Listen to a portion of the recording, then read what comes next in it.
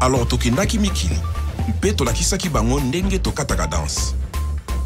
Me babandaki kokoka kolanda lokolo te. Kasi tango kaka bameli gorge ya Primus, mbala moko bazwi je lokola ba vrai congolais.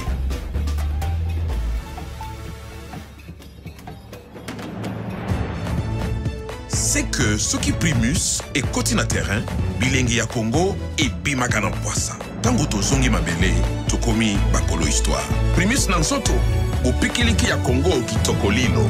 Primus, l'ambiance de chez nous. Misalulaka ute monastre olive nanga ekrake. Matoye yo kaka, seba je t'aime olive nanga mon amour. Jessica. Nalingo olive na motema moko. Dieu m'est témoin. Papa yon olive na sambelaka pesanga éternité d'amour. Kanae, ngaina benga kayonde aya. Jocelyn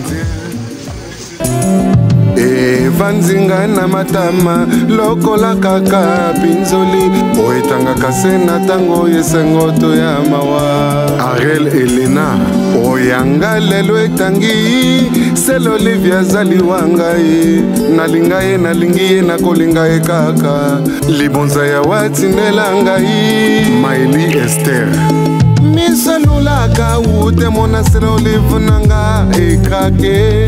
Matoye yo kaka, seba je t'aime olive nanga mon amour. Jessica.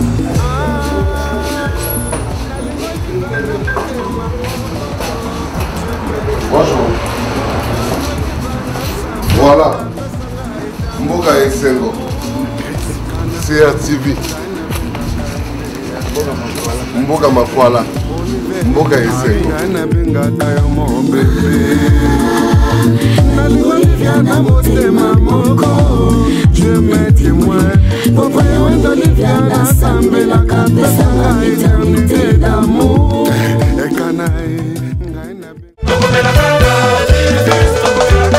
Primus, l'ambiance de chez nous. Salut Banaponton, Banamon entier, vous qui nous suivez partout dans le monde entier à travers notre chaîne MCRT. Vous êtes bel et bien sur l'émission 3 quarts de vérité, une émission de chronique musicale présentée par Vino de le très nécessaire pour ça ma vie de choses. Mobile Guito Kwazanga Beauté, un garçon 3 fois filtré puisque nous sommes sponsorisés par la marque Primus. Balbi me prime à 3 fois filtré. Alors Banaponton, Banamalongo, Banamon entier. Bosenga nécessaire tout bana diaspora fatro yamba un grand artiste yambo qu'on a vu parmi ba opena ba kotsa rumba na bar parmi ba opena ba manipuler pena rumba correctement. Il est avec nous sur ce plateau de l'émission 3 quarts de vérité. Tout le surtout yamba déjà bonne arrivée du Doukopa, bon séjour à Pointe-Noire. Merci Vino de nécessaire. Merci. Voilà Doukopa Bonini séjour na Pointe-Noire pour année. Oh, ce jour na Pointe-Noire pour na comme on a ba frère na Pointe-Noire abri ça fait un peu longtemps que tout côté. Et puis, pour nous donner une voiture, on a un apport. Et puis voilà. Ça se passe bien ces jours, la Pente. Et les canons à l'aise. Amen, aussi un apport. Match qui est vraiment bien. Voilà.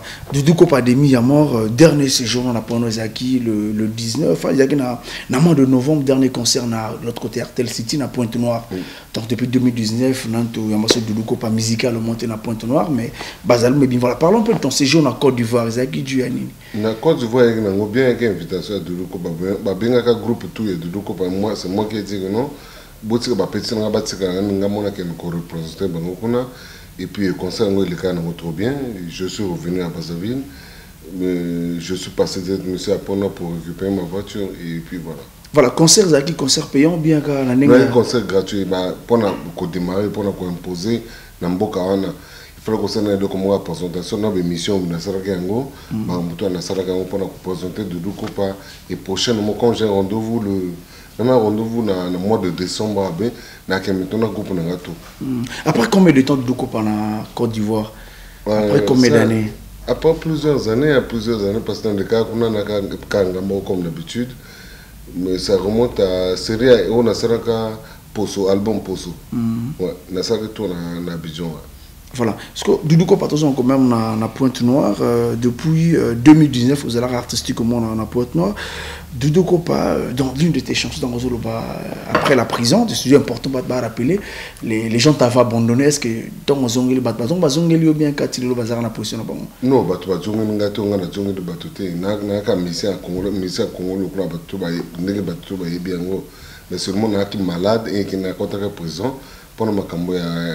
Agressivité dans mon bananga et c'est ce qui m'a mené un peu en prison mais sinon t'es bon kutana na bafana nga mikolo tout kutana on toujours na bango premier producteur même à kana point noir le point le bossa na mode de douter Wilfried Mabiala Wilfried à qui je salue en passant grand frère. Voilà, est-ce que Doudou Kopa un album peut faire succès sans promotion, sans manager, sans producteur? Mais si tu chantes bien dans l'album, si elle œuvre bien, comme ça, la promotion est normale. Mais les gens racontent Doudou Kopa, tu as seulement un peu analyse Doudou Kopa de ton côté.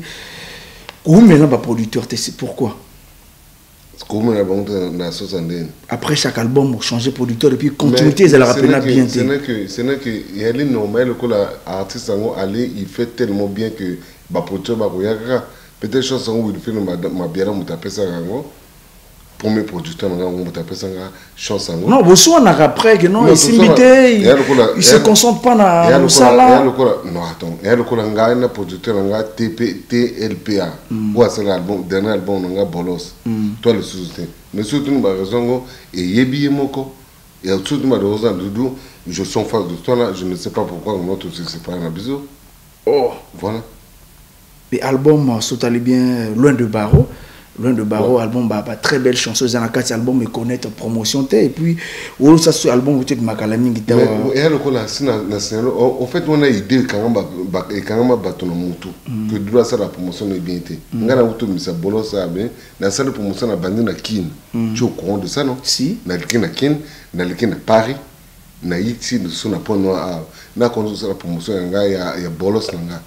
Parce que ça la promotion bien été na den. On a son hélicoptère na tamu na comme Doudou Kopa na le colonna tamu. Non, ataba clip Doudou Kopa clip. Album très souvent album au monde a clip il y a balobi la ouais lubrifiant mon en hôtel. Clip à lubrifiant. Clip Olivier mon en hôtel. Si. Idée on est quand même ton amutu de comment on a argument. Ce doit être sur le plateau sur le mot qu'on a dit le monde est là tout qu'on voilà où ça la promotion était bien été pour où ça la promotion bien été pourquoi c'est ça na outil kin na ke Paris na Brazzaville na ke Abidjan où ça la promotion à 10 il y a Bolos Posso mais qu'est-ce qui n'a pas marché avec Posso toujours un compositeur un producteur qui est bébé et tout et ma commission na hôtel. Mais de ton côté, moi, tu constates pas que pourquoi sur cet album après continuité, elle a raté pas. Moi, je me dis que non, elle le peut-être bon, va apprécier le tellement que parce qu'au fur et à mesure que non, excusez-moi, Doudou Kopa na producteur va bébani, mais année qu'on va faire pour excusez-moi, pour mon sous à mon année, tout ça ne peut quand même ça le ça voilà. Est-ce que de toi-même que est-ce que car maintenant bande ko baninga non moti baninga na poton oui est-ce que de toi n'engé tes résultats mola boy tu as toute ta place mais place je suis un jeune garçon un jeune musicien place ngé ali na y a na pona ko de donner voiture na ko beta concerter ce que Doudou nga sila ni a comme époque kala ni non balbi époque qualité mais puisque on remarque album tu ça mais la même voix au baibara Doudou Kopa yembele akala na moi ba te constater moi c'est comme s'il y a quelque chose fallait où se reposer nani apparemment non wanali ali argument moko soko lobina moto yango motongo ako soka yebite que moto tout dans la vie à Belaka c'est ça ce qui sera décevant. Moi, je suis allé en prison, oui. Ça crise, il y a AVC, début de AVC. Il faut que ça là-bas, merci. Bon, attendre une minute, merci comment il se retrouve là. Et puis voilà. Mais attends, mon tomo a tiré poité. Mais dites merci à Doudou Kopa. Il continue toujours à chanter.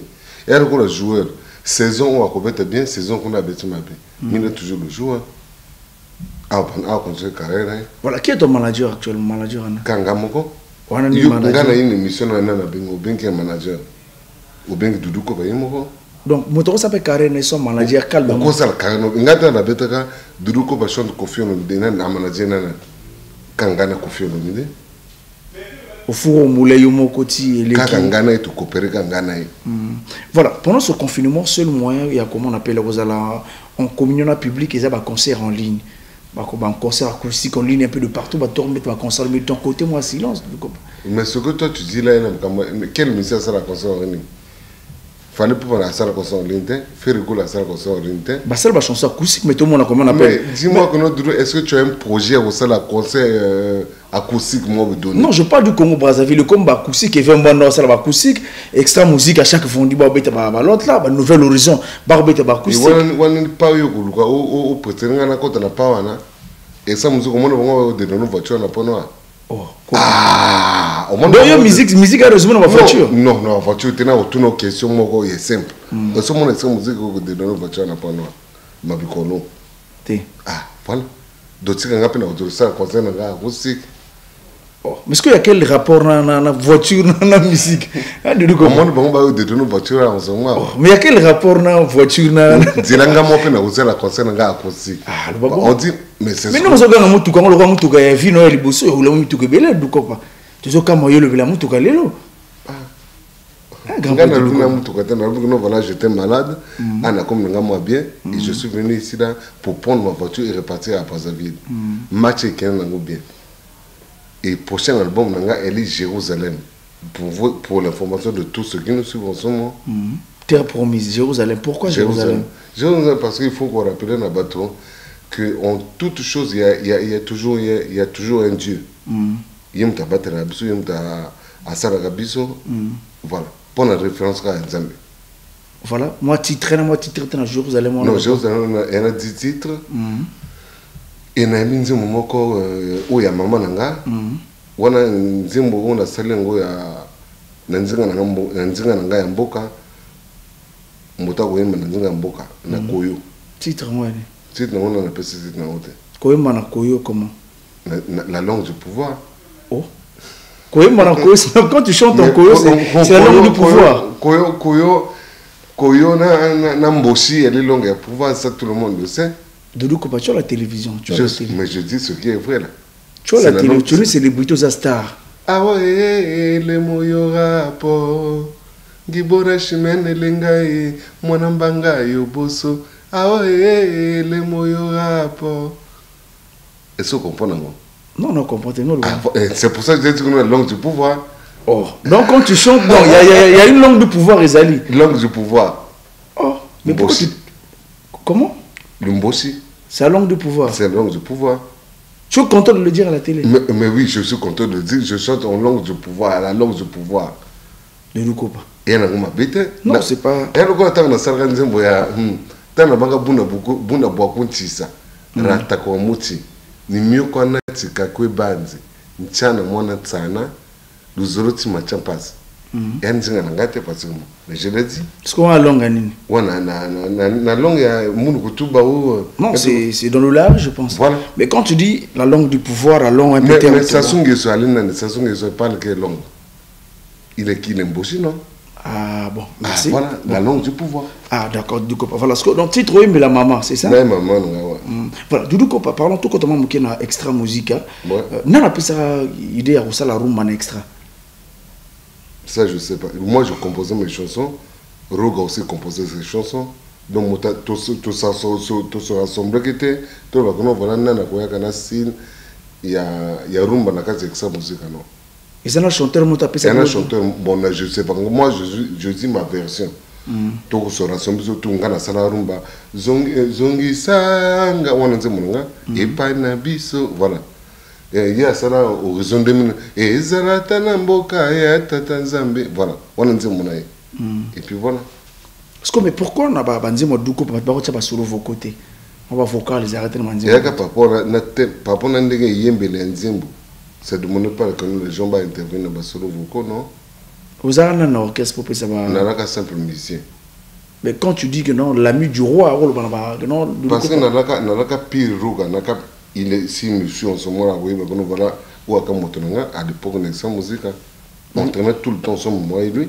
Donc l'ami du roi. Voilà. Tu as accepté que tu étais le king, c'est lui qui était le président. Mais ce moto-là, voilà, parmi les fondateurs de cette musique, parmi, je dis bien, les fondateurs de cette musique, il était bien placé.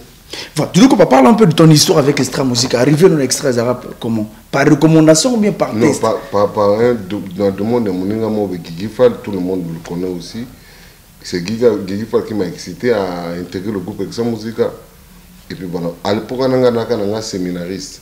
Donc, je suis un séminaire na quartier na Koyimba, il me dit que non, voilà, on a belle voix. Si on a Extra Musique comme ça, tout ça, ça va bien. Et après, je suis venu.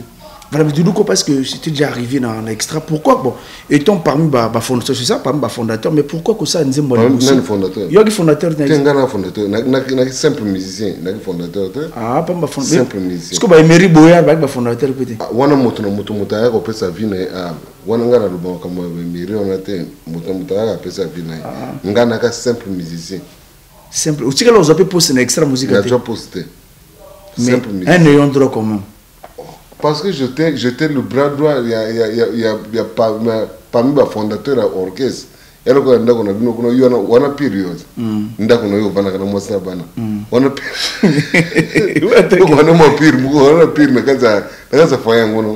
voilà.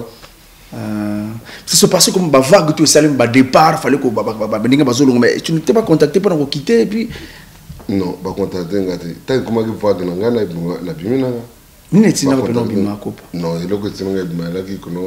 je m'étais senti un peu grand à prendre ma vie en main.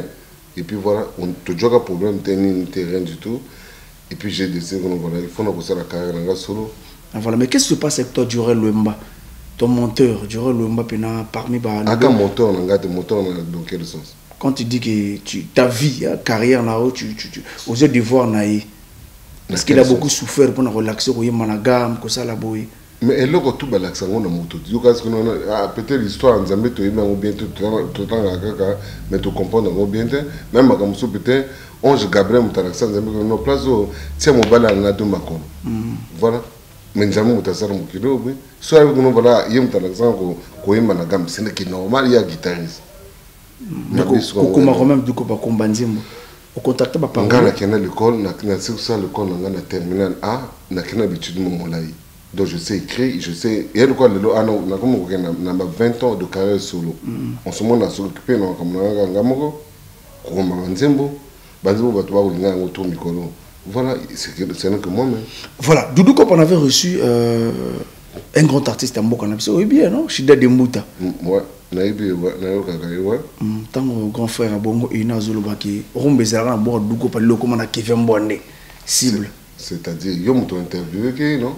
C'est-à-dire, il voulait dire quoi par là? Que Rumba va sérieusement réserver ma boko na yo, le comment on a Kevin Bonne mais cible le forum. C'est bien s'il a dit ça comme ça, c'est bien. De ton côté. Non, on a Goulugana quand ta polémique na vie non. J'ai écouté ce qu'il a dit, j'ai vu ses interviews aussi. Est-ce que tu gardes toujours ta place ou non? Mais moi je dis que non, voilà, j'ai la clé de la rumba. Ou bien vous contredire, moi j'ai la clé de la rumba. Doudou Kopa, c'est toujours un qui l'a kala, bas album là ils ont comme moi 2-3 titres et ça le succès. Je répète bien par exemple artistes musiciens ou batia banzembo ça le succès. Il côté dans la barre et sur la télévision té. Mais et les bas album Doudou Kopa comment faire album bimi boy nzembo moko. On peut dire quelle est la chanson à succès comment on appelle. Sur na YouTube au beti Doudou Kopa Olive. Au beti Doudou Kopa Bolos au monde en homme na vie ango. Il y a 2 personnes qu'on attend. Bino ba connaître Congolais voilà toi rien ben compréhension est compliqué. Quand tu es sur YouTube au beta Olive.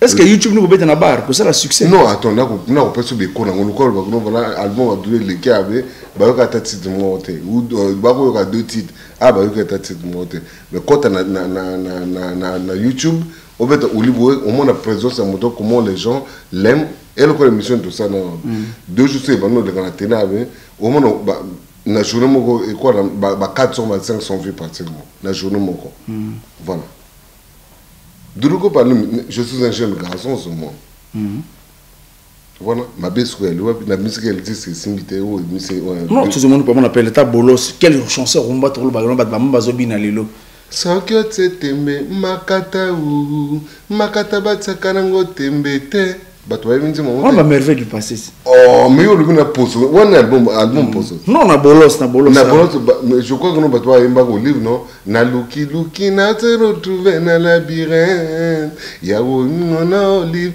et pour toujours voilà bato ba ko yemba o mena ndako no somo.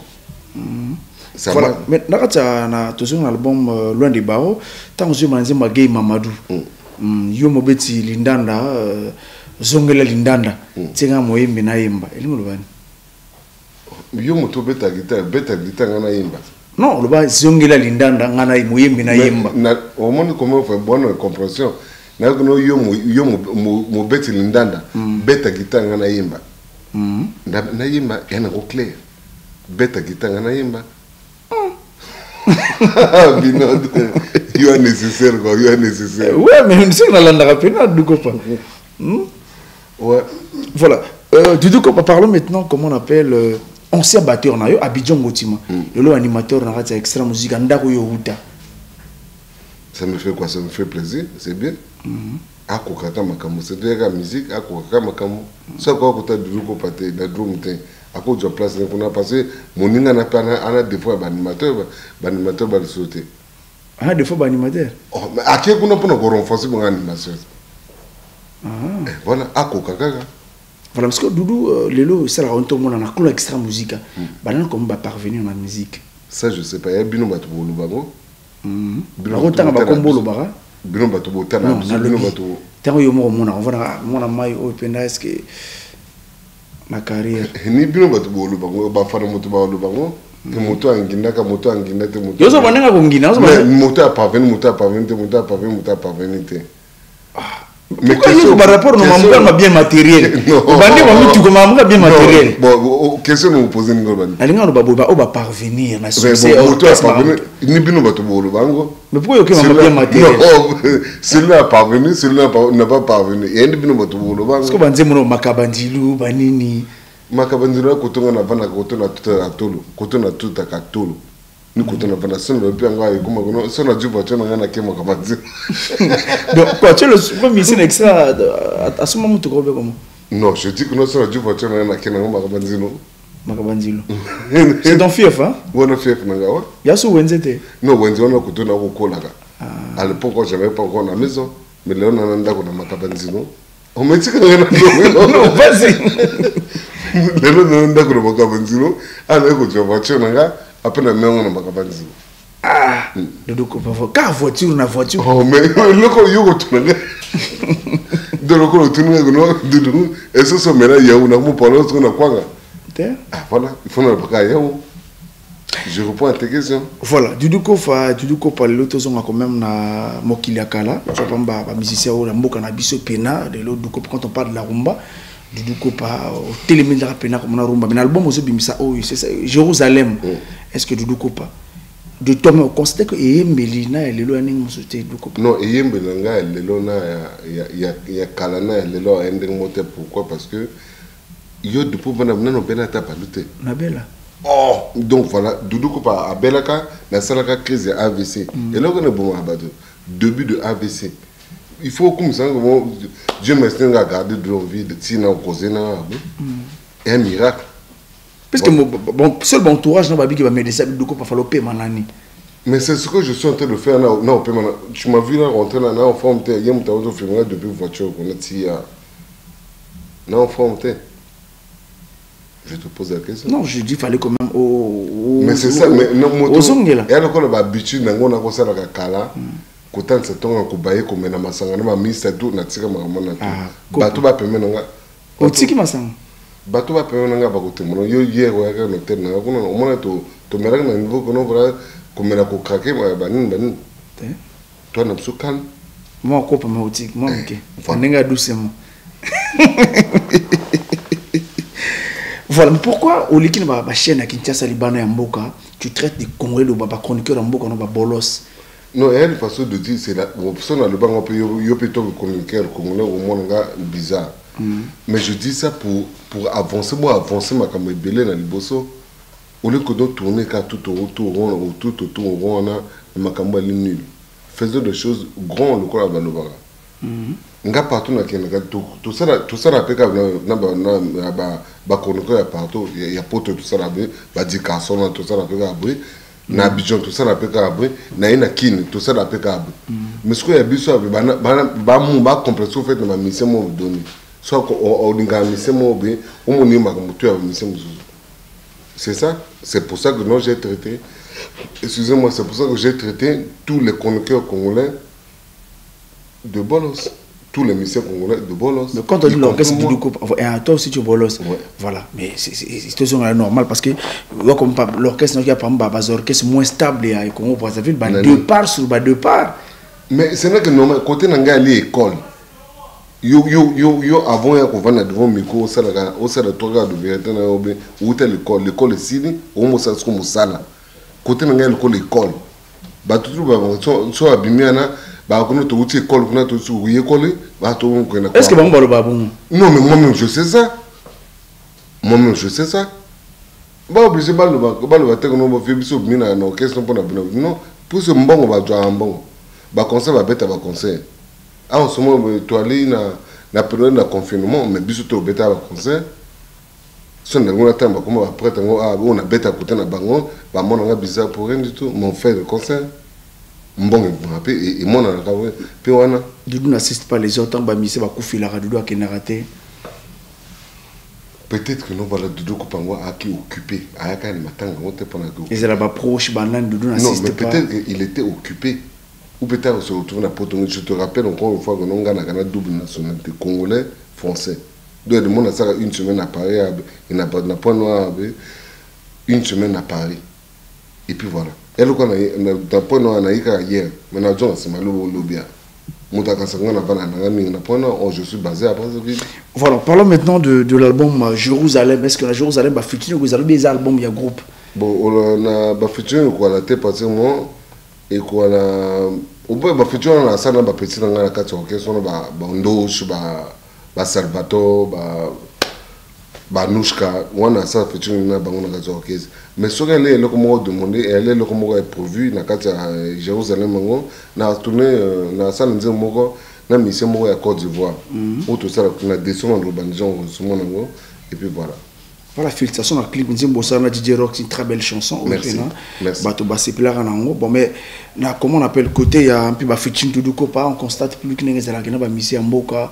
Comme on bien avant de côté, il y a Clonde, vous allez avoir un poteau. Je vois, on construire un poteau, accompagner à eux, mais pourquoi pas attendre mon sous Vinod. Yosko, Binosko, Baka reconnaître une journaliste congolais. Quel est le musicien ou à ça, le featuring est belé, n'a pas musicien, il y a qui n'est pas tout. C'est Doudou Kopa, la génération Bisso, pourquoi tu ne parles pas de ça? Tu as été invité dans Karamapa et puis invité pour le c'est ça. Toi, on met de ton côté aussi opportunité. On va jouer dans les lots. On va passer opportunité, on va jouer dans le bazar. Et à l'école, tu as un projet, tout ça, la future, mon collègue Roga. Tout ça, la future, on est ensemble. Mais pour dire à mon inter, le manager va monter partir monter. Donc, il y a un stand-by de Kamango. Voilà. Bon, ce qu'on a ça, on a un canal de caractère. Bon, perception, tout ça, on a regardé, ça n'a pas de sens. On attend. Que mon tour de on va ça, on fait c'est bon. Bisous, on a ça, mon thème, tout ça, on dit où ça va faire, on a regardé. Ouais. Ils en ont un peu de à composer. Et voilà, quand on a composé, on se met à Mbappé. Ah oui, il m'a posé qu'on s'en va. Ah oui, il m'a non, c'est une minute. Depuis tant que c'est là, oui, Mbappé. Je sais pas, je te dis qu'il chante en ce moment, ah oui, il m'a ce garçon. Ouais. Ça demande ça fait ah oui, il m'a. Voilà, du coup, je pense qu'il fallait quand même tous un peu Maramboya. Il y a vu et puis Maramboya, Afrique de l'Ouest, surtout Côte d'Ivoire. Pourquoi beaucoup choisir Minka Côte d'Ivoire? À l'autre que nous avons un jour que c'est qui met en Côte d'Ivoire, mais c'est pas qui hein? Parce que la mission est dans le nord, dans Brazzaville, mon Côte d'Ivoire. En ce moment, Côte d'Ivoire, elle est plate tout le monde. Il y a la musique africaine. Il y a le point noir, elle est à Côte d'Ivoire, na Kinshasa. Deux pays où on a ça la musique et qui est une musique. Donc, biso ba qu'on a ça, ton musique, tu peux faire tout comme bête à la Côte d'Ivoire. Oui, c'est une bonne chose aussi. Pour le coup, quand on a Wenze, Taranga, tout ça la musique, c'est une bonne chose aussi. Voilà, mais Doudou Kopa à l'époque, na ba mboka auto tambola na ba concert au beta quoi, puis mboka pena tango vana au concert na ba bon souvenir au Lekisaka à l'époque. Je dirais que non mboka l'été hein. Na poto na beta tout le temps. Abidjan na auto beta kuna kana militaire, je dirais que non tout et quand on dit chaîne quoi. Tout et non mboka moi ata monter na auto mo ça que non mboka se rappeler nga makambo bene non. Quel artiste au piano cool extra musique à autant on va bien au piano tant on a oyé ça ba Dio na vraiment je me sentais à l'aise. Sur le moment à l'aise moi ça l'a bien. Que non chanteur tant on a oyé mané na cool extra musique tu te sentais à l'aise. Na ba Guigui Fall ouais. Voilà. Guigui Fall ouais, c'est un bon chanteur mais loko ya mabie na ye parce que yo karaté. Mais c'est un bon chanteur. Guigui Fall. Parce qu'on a une série bandelistique tant que après mais il y a même un accent musique qui fait il faut la série on a denadis badenadi badenavadis il y a mutasé parce qu'on est ngara ko sala c'est à ça le colo on dirait que départ de qui fait les salaires au moins bien non ça l'a bête touchenga vrai mais après j'ai compris que non bah y a moto y moi engage ma comme parce que départ de qui fait ça va découvrir pena bien album Ouragan non bah tu vois et bien na Ouragan parce que na ko yemba bien azala kana gentil na moto et anzi mama be tu on Ouragan non ko la on conseille because va kabo wana ko yemba na alipo na ko yemba bien te tu reconnais Jurel Moumba les gens le y a un chanteur va demi-temps à Nyoko Mami c'est na boy kono à l'accent guitare Doudou Kopa yemba na bi na ba mino makamuto au bendeni non vas-y à télé akol bananga no Doudou Kopa yemba na bi ngana yembi ngo Doudou Kopa yemba na ngana yembi volonté na ngamo de pousser kono na kende liboso c'est comme aujourd'hui moi ça fait 19 ou 20 ans par là que je suis en carrière solo non mais je te dis ce qui est vrai, ça fait 20 ans que je suis là. Mais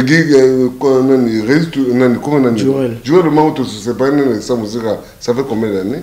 Non, lui il dit sur reconnaissance, on a mon la passe selon moi reconnaissance, on a mon la passe. Reconnaissance tu dois ta vie à lui quoi, résultat le faut na reconnaître yénandeni. Ma concert on se va au Tikayum, non faut ya kende. Maintenant reconnaître ce qu'on a dit. Ou même si on a bien notre téléphone, on a bien Jurel bon, et reconnaissance on a dit. Il joue avec nous na par contre mutabeta ngam ba concert na muzuzu Jurel Lumbango. Et to côté une composition pour na makamambongo. Donc quoi parce que mon rebelle, yé ba parce moi ndam. Et composition on a reconnaissance qu'on a. Gros ba c'est mon ndam moitié. Bamba ngano ba accompagner ce qu'on ba kenza pour na moto monga. Voilà, parce que ta relation avec Kilambo, tu as toujours à Kilambongo. C'est un ami, il est un peu malade en ce moment, mais c'est un ami, il est là. Arafat, on était l'immortel. Arafat Arafat, on a pototé, je crois, non? Mais ça n'a pas beaucoup de raté. Ah, n'a pas, non? Na Baza. Na Baza, oui. Tout le temps, à la répétition, on a peu Moutonanga. Voilà, Régis Touba, est-ce qu'on va nous faire? Comment le pasteur? Pasteur. Mais ça, on a beaucoup de dimanche, il y a qu'on a reçu un ensemble là, ensemble on a côté Régis. Pasteur Pena. Pasteur. Oui, ben côté. Si na yebi. Moi ça l'ensemble. Voilà. Est-ce que il peut penser un jour à repentance? Tu as pensé à côté, ngana kera na musique. On pense au bon on a monté matin. Té. Na uta avant la Doudou ko pa na uta na makamanzambe, ba ko benga l'abbé Doudou. L'abbé Doudou. L'abbé Doudou carrément. Au béni peut ba chapeler. Ba chapela na osimba Sanya Mokyo batia bato pour la. Qui en font de cœur ou bien abbé? Abbé. Ordonné par quel évêque? Monseigneur Kombo. Ah, abbé Pena abbé non. Bah toi elle est télé. Abbé. On m'appelait l'abbé Doudou. On t'appelait parce que ça qui n'a pas sacrement comme abbé. N'a pas sacrement mais j'étais l'abbé. On mangeait sur la même table avec le Monseigneur Kombo. Comme séminariste. Comme séminariste, voilà. On m'appelait déjà l'abbé Doudou parce que l'année prochaine banga consacrer comme l'abbé. Comme Diak Nani 6 mois après abbé. Voilà. Ah. Mais je te dis c'est vrai. Voilà, c'est tout ça aussi. Les 3 quarts de vérité, mon amour, oh et bon man à Kati. Et que ça là quand même bien. Voilà, du coup, papa, toujours comment on appelle la musique, tout en passé aussi, tout important. Côté Mabanga. L'extra musique à Douko pour commencer. Yo, Mabanga, non, mais extra. Tant que nouveau non, c'est toujours important dans l'histoire. Yo, tu le nous a fondé. Oui, écoute, il est là-bas. Bah, on tient un nouveau, du bois intel, la boîte intel. de boka interne on a be boka na interne boka interne roga ko on boduro boka concentrer na boka concentrer boka personne nga Chanel bâti na boka Chanel bâti on me demandait ce mot de le faire au tirage qu'on suit on me demandait de le faire. Oui, tu exécutant, exécutant. Exactement, simple musicien. L'ami du roi. Exactement, simple musicien. Voilà, aujourd'hui tu es fier, tu dois ta carrière à qui du groupe? Je dois ça au groupe Exa Musica. Et puis à tous mes fans, et tous mes fans qui me suivent, je leur dois ça. Voilà, pour terminer, du coup, parce que moi, message, j'ai lu sur ce point de la biseau, et puis. Et que ça va bien. Surtout Martelly n'a pas ton album Jérusalem, ce qui va au Balimba son Banzimbo. Bah moi je pense que c'est là toujours hein, au Balimba son Banzimbo, on va dédicacer. C'est là son Banzimbo. Oui, elle a ouais. Montant là son Banzimbo na ina ngo barumbele kitoko, musique ko na kitoko. Pour nga son Banzimbo na a contacter na pono wa abwe. Et puis voilà wa mon petit nga Chanel bâti. Il va bien le guide montant là ça du ko ba pono auto yi. Ah, Chanel bâti ah oui. Le guide. Yam na l'accent et point noir. Très intéressant. Non, la bossa na bakutu muso ko na place ya studio be na bossa na ko sermo be mais quand que réel mutana on veut ya kana réel beaucoup pas mon tout be thérapie un peu légèrement un peu les zonza comment mon que zoza ya ou mais na moins difficulté. Voilà, moi message voilà moi message na bana makwa bana ya wiso infondo partout ba la biso bana wando na pesi bango tumbote na pesi ba fananga tout ya pono mbote na kwa na moto moko aproveta ko pesa yimbote non na pesi bango tumbote et na pesi batutu personnellement batutu ya la douane congolaise je leur dis merci et puis voilà. Voilà, quant à moi, on appelle ça Bamboute Vanek Bongo. On a choisi le roi, pourquoi pas. Teddy Ombanza, Nabo Sanate, Koko Kowan Ndongo, bon dimanche à toi, bon week-end à toi. Grâce Devik, de Joe Biden, de Kouraf, on appelle ça Bamboute Bakiyan, Kenny, Francis Ngami Mogrosso. Francis Ngami Mogrosso, de l'autre côté, Colonel Ngakoso, Tobo Sanate, le grand frère Eric Somba. Eric Somba, le financier de la transparence, Tobo Santé, Christian Trésor Kando. À Hôtel Abissou, donc vraiment on se retrouve le week-end prochain. Merci beaucoup pour nous encore des bisous émission au Yaki Passi. Écoutez, moi, je vais m'accorder quand même 3 quarts de vérité. Vraiment, merci de écouter, je pense. C'est moi qui te remercie, Vinod. Comme la remercie, nous avons temps souvent à côté de 3 quarts de vérité. On a une émission vraiment bâtie sur le canot. Et puis, c'est mon côté que je te remercie.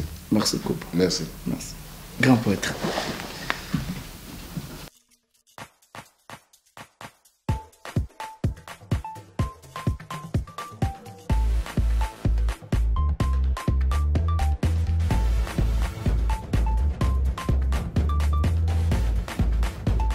Alors, tokendaki mikili, mpe tolakisaki bango ndenge tokataka danse. Me babandaki kokoka kolanda lokolo te.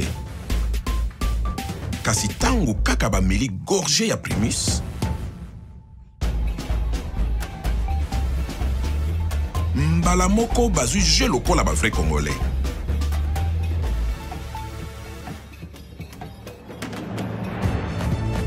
C'est que soki Primus et koti na terrain, bilengi ya Congo et bimaka na poisa. Tango tozongi mabele, tokomi bakolo histoire. Primus Nansoto, au Pikeliki ya Congo kitoko lilo.